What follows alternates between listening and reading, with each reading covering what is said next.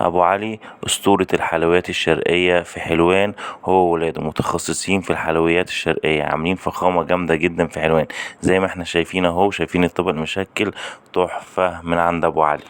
جايب لكم النهارده فاتريني الشيف أبو علي في حلوان. شايفين الحلويات، متخصص حلويات في حلوان، شهرته بسم الله ما شاء الله يعني في حلوان عاملة ضجة جامدة جدا. وولاده هم عاملين شغل جامد، حتى الفولية الجميلة بتلاقيها عنده في أي وقت، والسمسمية. وهنتعرف دلوقتي ببنت ابو علي. ازي حضرتك؟ ومحمد جوزها. ازي حضرتك؟ عاملين ايه؟ اخباركم ايه؟ كله تمام؟ الحمد لله رب العالمين. انا عاوز بقى يعني ليا الشرف ان انا صورت معاكم طبعا في يعني السمعه الجميله دي والفاترينا الجميله ديت. طبعا بسم الله ما شاء الله عامله سمعه جميله جدا في حلوان وبره حلوان. فعاوزين نعرف الناس بقى الحلويات اللي انتم مقدمينها بسم الله ما شاء الله الجميله دي. فممكن حضرتك تشرح لنا بقى، تشرح لنا انت بقالكم قد ايه في المهنه، وبابا بسم الله ما شاء الله علمكم وقال لي ان انتم كلكم دلوقتي خبره في الحلويات، متخصصين كمان. هو بابا هو اللي اسس الحلويات طبعا، اسس الباترينا، واحنا طبعا اتعلمنا منه. بقالنا 40 سنه فيها، ويعني الحمد لله. ممكن تشرحوا لنا بقى الحاجات اللي بتقدموها ايه؟ في بلح الشام ورموش، كنافه برمه، جلاش وكنافه برمه فول، وزلابيه وصابع زينب، وبقلاوه وفيونكه وفي فطير. ده طبعا بقى مشهور بيه هو الفوليه والسمسميه، اساس الباترينا يعني. دي بقلاوه. دي بقلاوه بس شكلها جميل بس ما شاء الله يعني. دي بقلاوه ده شغل بيتي طبعا، مش شغل مصانع. ما انا يعني عارف حاجات بيتي مش حاجه مصانع. انتوا بتعملوا كل حاجه في البيت هنا؟ احنا بنعمل كل حاجه. والفوليه انا بلاحظ انتوا عندكم الفوليه برضك، قلت لي الفوليه عندكم طول السنه يعني. هي الفوليه طول السنه عندنا، اساس الباترينا اساسي. تمام. انتوا بقى يعني ممكن تعرفي الناس بقى انتوا بتعملوها ايه؟ سمنه بلدي وبتعملوا ايه يعني؟ البسبوسه والكنافه سمنه بلدي، والهريسه والبسيمه والبسبوسه اساسي سمنه بلدي طبعا، والكنافه. لان يعني بابا ملوش في حته التخليط والسمنه النباتي والكلام ده، لان احنا اصلا معروفين في حلوان الحكايه دي يعني عن اي باترينا ثانيه. انما طبعا الجلاش سمنه نباتي، لان السمنه غاليه. كتير نفس الحكايه. طب انتوا بقى يعني انتوا اخوات بس ما شاء الله، متقسمين بقى كل واحد فيكم التخصص، ولا انتوا كلكم بتعرفوا تعملوا كل الحاجات دي؟ لا انا عن نفسي بعمل الشغل اللي فوق ده، صوابع زينب والزلابيه والجلاش. الشغل ده كله؟ اللي فوق ده تخصص انا. تخصصك انت كله؟ ده كله تخصص انا. شغل بيتي جميل. شغل بيتي طبعا. واللي تحت ده تخصص اخويا، هو الفوليه. تخصص اخوات حضرتك؟ اخويا الكبير. اخويا اللي اصغر مني طبعا بسبوسه وكنافه. كل واحد يعني اللي بيعرف يعمل حاجه بيعملها.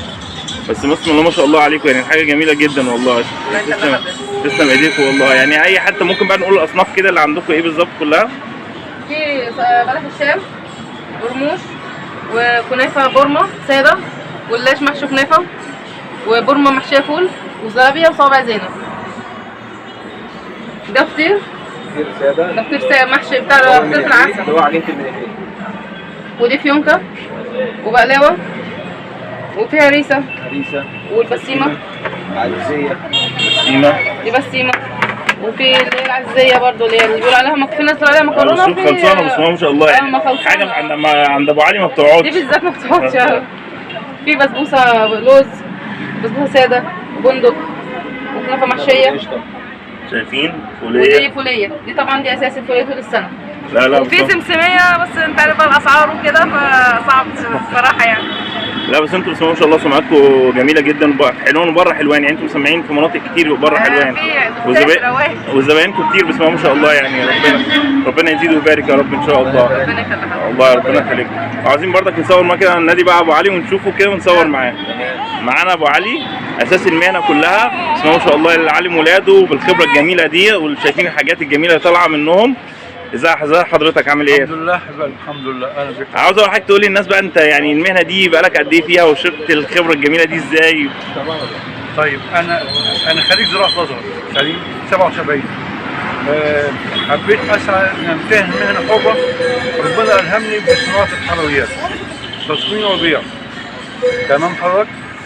فالحمد لله من فضل الله كل الحلويات دي منتجات شرقيه زي ما حضرتك شايف، بسبوسه وكنافه وهريسه وبسيمه صينيه، في فطير، في فيونكه، في بقلاوه، في برمه، في بلح الشام، في زلابيه، في فوليه وسمسميه. دي عروسه الحلويات بتاعتي انا في الباترينا، ودي من المهن الجميله جدا جدا والبسيطه والسهله.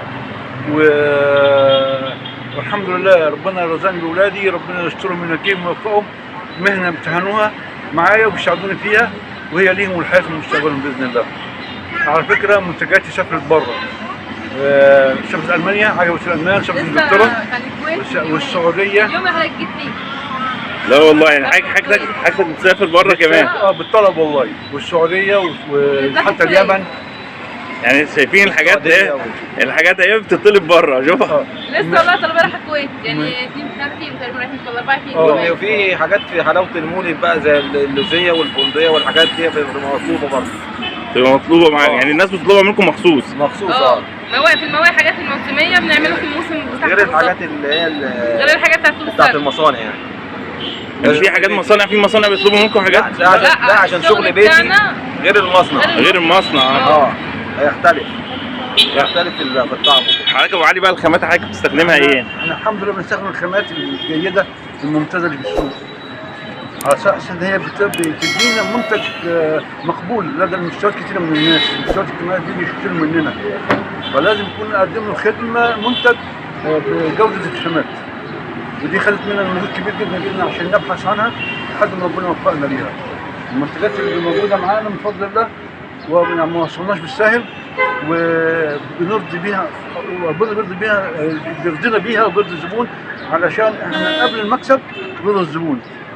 قبل المكسب لازم الزبون يجي قابلنا وراضي بمنتجاتنا وقابلها، ويا رب نكون موفقين وعند قبول الناس كلها في منتجاتنا وفي تعاملنا بيننا وبينهم.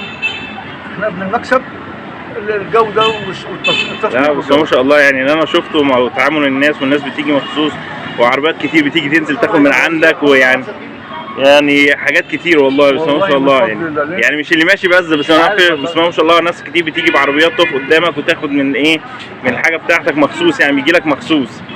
والله احنا بنسعى كنسبة وجودنا بمنتجاتنا بعملنا، لان عملنا ومنتجاتنا مرايتنا، وفي نفس الوقت اولادي لازم يعيشوا هم كمان حياتهم بنفس الجوده بنفس الكفاءه وبنفس حبهم للشغل والعمل. فربنا يوفق الجميع يا رب. امين يا رب. ونشكر حضرتك على مجهود حضرتك اللي معانا، ربنا يخليك. ونتعشى ان يوفقنا دايما. عاوزين بس نشرح للناس العنوان بس بالتفصيل كده. 20 شارع خسرو في 20 شارع خسرو في حلوان، جنب توحيد والنور. جنب توحيد والنور. انت حضرتك بتبقى فاتح من الساعه كام للساعه كام؟ من الساعه 1 الى الساعه 12 مساء. بس من 1 الصبح ل 12 بالليل. ان شاء الله. ان شاء الله يا ابو علي، متشكر. انا يعني صورت معاك، وربنا يديك الصحه وتعيش وتمتع الناس بالالوانات الحلوه ديت. ربنا يا رب يبارك لك في صحتك وعافيتك يا رب. الله يبارك فيك. متشكر ليك جدا، ويعني شرف ليا جدا ان انا صورت مع حضرتك. شرف لينا حبيب قلبي، ويبارك في عمرك. الله يبارك في عمرك ويوفقك، ونتعشى من ربنا سبحانه وتعالى يجعلنا عند حسن ظن الناس ويوفقنا ان شاء الله. ان شاء الله رب العالمين. ان شاء الله. شكرا لحضرتك. شايفين الفوليه اهي؟ ثواني كده يا محمد. الفوليه اهي. قول لي يا علوه كده، انت الفوليه دي بس ما شاء الله بتعملوها ازاي بقى؟ الفول طبعا انا ما بجيبش اللي هو المفروض جاهز، تمام، لان المفروض جاهز ما بتحافظش على الطعم وما بتحافظش على الريحه بتاعته، بس فبضطر ان انا اجيب الفول اللي هو بقشره حمراء، فببتدي افركها على ايدي، لان درجه الفول بشتغل فيها درجه اولى، لازم تحافظ على الطعم وعلى جوده الفوله. زائد ان انا باجي اقعد العسل عباره عن المحلول بتاع العقده، سكر وعسل جلوكوز وميه، واقعدهم على النار ومحمص الفول وبحط على المحلول دون وببتدي اعمل الفول ان شاء الله. لا بس طعمها جميل، عاوز اقول لكم والله انا اكلت منها تحفه. تسلم ايديكم والله بامانه. الله يخليك. تسلم لي يا علو، ربنا يخليك. شايفين الشغل العالي اهو، بص بسم الله ما شاء الله الحاجه عامله ازاي. شايفين الحاجه بسم الله ما شاء الله.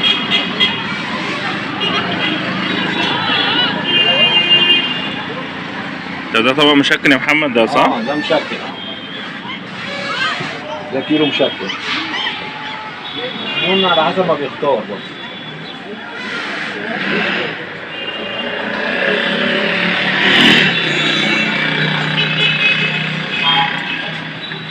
شايفين بسم الله ما شاء الله.